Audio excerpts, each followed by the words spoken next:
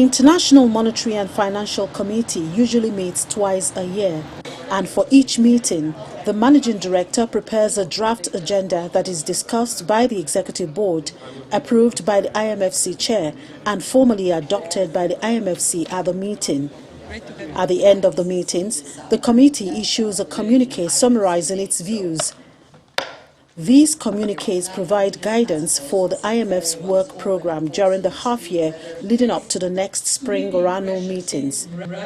This time, the committee is encouraging the Multilateral Leaders Task Force to accelerate access to vaccines and to facilitate coordination among international partners, which includes mobilizing critical financing. We agreed to channel these special drawing rights on a voluntary basis to the benefit of low and vulnerable middle-income countries. We committed to significantly scaling up the Poverty Reduction and Growth Trust, and this is a critical source of IMF financing to the poorest countries.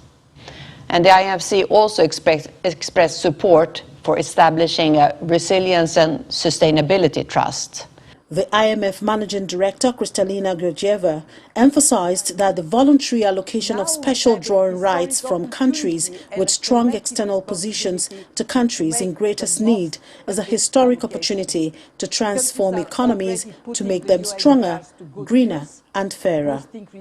Now we have a historic opportunity and a collective responsibility to make the most of this allocation.